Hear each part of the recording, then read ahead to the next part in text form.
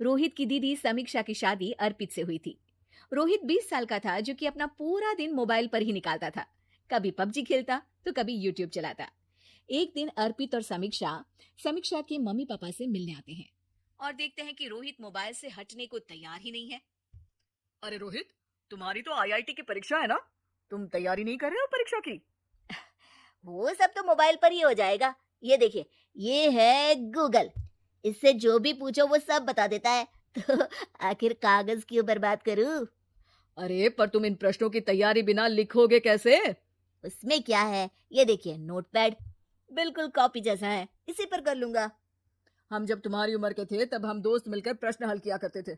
उससे हमारी हैंडराइटिंग की भी प्रैक्टिस हो जाती थी और समय का भी अंदाजा लग जाता था। और फिर साथ में हम एक दूसरे की मदद भी कर देते थे अगर कोई अटक जाए तो। आपका जमाना अलग था जीजा जी। अभी जमाना फास्ट और स्मार्ट हो गया है। जमाना क्या, अब तो फोन भी स्मार्ट हो गया है। समय के साथ बदलना पड़ता है जीजा जी। अब बस भी कीजिए आप। हर चीज को लेक्चर में बदल देते हैं। रोहित अच्छा कर लेता है परीक्षा में।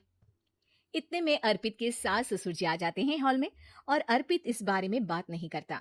हालांकि अर्पित को लगता तो है कि पूरी तरह मोबाइल पर लगे रहना सही नहीं है, पर वो इस बात को और नहीं छेड़ता। ऐसे ही 2 दिन निकल जाते हैं। समीक्षा, मुझे काम से फोन आया था, मुझे वापस काम पर लौटना पड़ेगा। पर हमें आए हुए तो 2 ही दिन हुए हैं। अभी चले गए तो माँ और पापा को अच्छा नहीं लगेगा ना।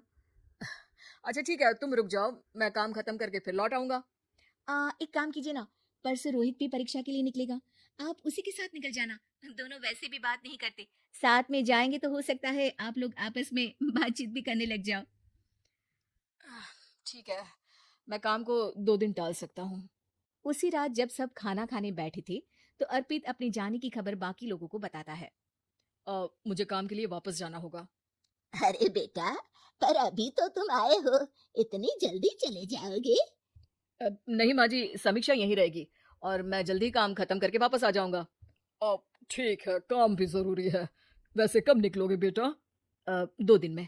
मैंने सुना है कि उस दिन रोहित को भी परीक्षा के लिए जाना है, तो कल मैं दोनों की टिकट करा लेता हूँ बुक। मेरी टिकट रहने दीजिए जीजा जी, मैं तो फोन से ही करवा लूंगा। हाँ, पर कोई दिक्कत हो गई तो?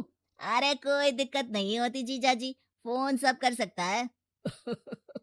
हमारे फोन के रिचार्ज से लेकर टीवी का रिचार्ज सब रोहित यही फोन से बैठे बैठे कर देता है। अब ये नई चीज तो हमारे समझ के परे है, पर अच्छा है कि रोहित जानता है। हमारी मेहनत इतनी कम हो गई भाई। हाँ, पर अगर टिकट नहीं मिली तो? अर्पित की बात पूरी होने से पहले ही बिजली चली जाती है। अरे ये क्या हो गया? आपने बिजली का बिल भर तो दिया था ना? अरे नहीं, मैं तो भूल गया था। अरे टेंशन मत लो माँ। देखा जीजा जी, आप बिजली का बिल भी भर सकते हो, समय बदल गया है। एक बार फिर अर्पित इस बात पर बहस नहीं करता।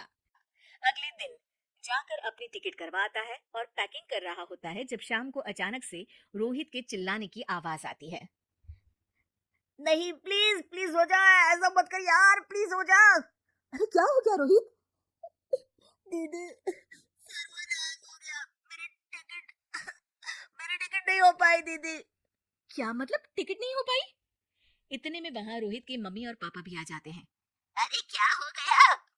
माँ, मेरा टिकट नहीं हो पाया, सर्वर डाउन हो गया। अरे पर तूने तो बोला था कि हो जाएगा। हो जाता है, पर अब क्या करूं, ये क्या हो गया? अब कल की तो कोई बस भी नहीं है, ना ही अब टिकट मिलेगी ट्रेन की कल के लिए। मुझे तो कोई रास्ता नहीं दिख रहा। अब फिर लगता है मेरा ये साल बर्बाद हो जाएगा। घर पर एकदम से दुख का माहौल छा जाता है और सब रोहित को डांटते हैं, पर इतने में अर्पित वहां आ जाता है। आप सब रोहित को क्यों डांट रहे हैं? आपने ही तो उसे बढ़ावा दिया था ना।